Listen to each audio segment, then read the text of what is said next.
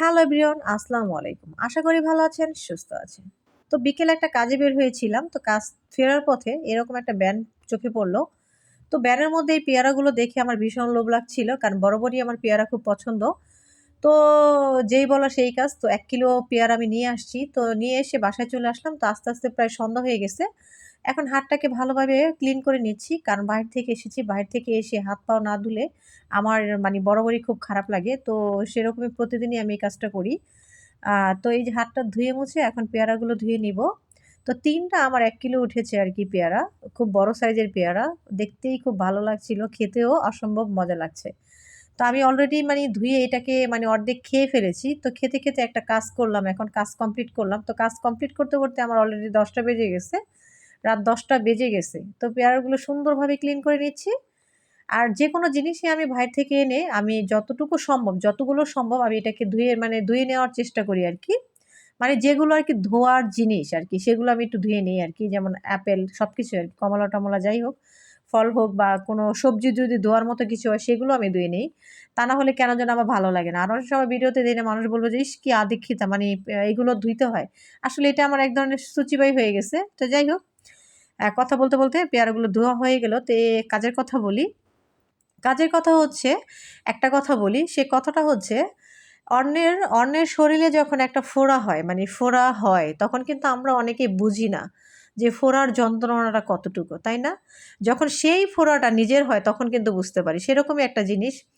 আগে ভাবতাম যে মানুষ টাকা কামানো যে এত কঠিন কেন বলে? টাকা কামাইতেই তো সহজ একটা ব্যাপার। আসলে এখন আমার উপরে পড়েছে, আমার ঘাড়ের উপরে পড়েছে তো এখন বুঝি যে টাকা কামানোটা কতটা কষ্ট। কারণ এই প্রতিনিয়ত এই যুদ্ধটা আমরা হাসব্যান্ড ওয়াইফ করতেছি। তো যাই হোক, এই যে সেই পেয়ারাটা অর্ধেক খেয়েছি, অর্ধেক খেয়ে একটা কাজ কমপ্লিট করে আসলাম। সেই কাজটা হলো আমি যে অনলাইন পেজ মানে আমার যে পেজটা আছে অনলাইন আমি নতুন করে খুলেছি। ২ মাস যাবৎ খুলেছি বাট আমি কাজ করতে পারি নাই। কারণ আমার পারিবারিকভাবে আমার শ্বশুর-শাশুড়ি অসুস্থ ছিল বা আমি একটু দৌড়াদৌড়ির মধ্যে ছিলাম যার কারণে আমি কন্টিনিউ করতে পারি নাই। তো ইনশাআল্লাহ আজকে থেকে কন্টিনিউ করব। সবার দোয়া চাচ্ছি। সবাই দোয়া করবেন যাতে আমি কন্টিনিউ করতে পারি। তো এই যে দেখেন ৮ টা ড্রেস এখন আমি এগুলো খুলে, খুলে ভিডিও বানিয়েছি। এই আমার পেজ যারা ফ্যাশন ওয়ার্ল্ড। এই প্রত্যেকটা ড্রেসই এখন আমাকে বাছ করতে হবে। দেখেন আমার রান্নার কাজ করি, বাসার কাজ, ছেলেমেয়েদেরকে স্কুলে নেওয়া, আদার্স ঘরে বাহিরে আমার অনেকগুলো কাজ আমার নিজের হাতে সামলাতে হয়।